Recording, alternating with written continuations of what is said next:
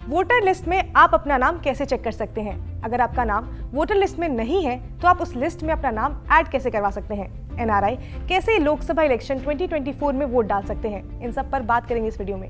Hello, मैं हूं स्वर्ण और आप देख रहे हैं स्विच। 19 अप्रैल से लोकसभा इलेक्शन की शुरुआत जो है वो हो जाएगी, लेकिन इसमें एक सवाल यहाँ पर यह आता है कि कोई भी इंसान वोटर लिस्ट में अपना नाम कैसे चेक कर सकता है।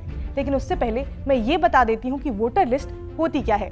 तो वोटर लिस्ट सरकार के पास एक कंबाइंड डिटेल होती है उन लोगों की जो वोट देने के लिए एलिजिबल होते हैं। वोटर लिस्ट में वोटर से रिलेटेड जानकारियां होती हैं जिसके जरिए उस व्यक्ति की पहचान की जा सकती है।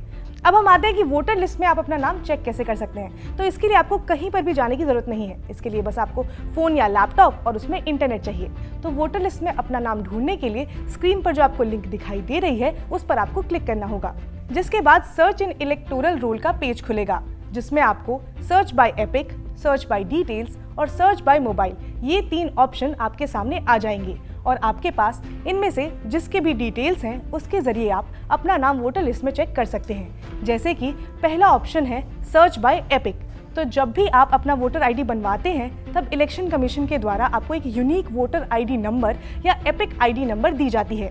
तो अगर आपके पास वो है तो आप उससे वोटर लिस्ट में अपना नाम चेक कर सकते हैं। अगर नहीं है तो कोई बात नहीं, आप नेक्स्ट ऑप्शन की तरफ बढ़ सकते हैं, जिसमें आपको अपने डिटेल्स फिल करने हैं, जैसे कि अपना नाम, डेट ऑफ बर्थ आदि। आपको स्क्रीन पर जो पेज दिखाई दे रहा है ये ऐसा ही दिखेगा।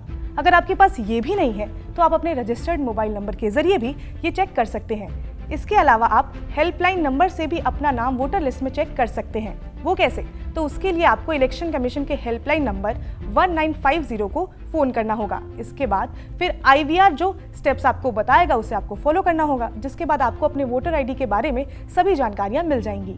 अब हम ये भी जान लेते हैं कि क्यों हमें अपना नाम वोटर लिस्ट में चेक कर लेना चाहिए। तो इलेक्शन कमीशन चुनाव से पहले बार बार लोगों से अपील करते हैं कि जो लोग वोट देने के लिए एलिजिबल हैं उन्हें पहले ही अपना नाम वोटर लिस्ट में चेक कर लेना चाहिए, जिससे अगर किसी वजह से उनका नाम वोटर लिस्ट से हट गया हो तो फिर से उसे ऐड करवा सकें।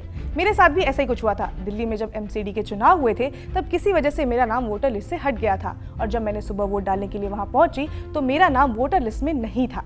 तो अगर मैंने पहले ऐसा चेक कर लिया होता तो ऐसी सिचुएशन नहीं आती। तो आप सबको भी मैं यही सजेस्ट करूंगी कि जब भी आपके यहाँ जिस भी फेज में चुनाव होने हैं उससे पहले आप वोटर लिस्ट में अपना नाम जरूर चेक कर लें। तो अब हम बात करते हैं कि कैसे NRI वोट डाल सकते हैं। तो representation of people amendment act 2010 ने NRI को भी भारत के चुनाव में वोट डालने का अधिकार दिया।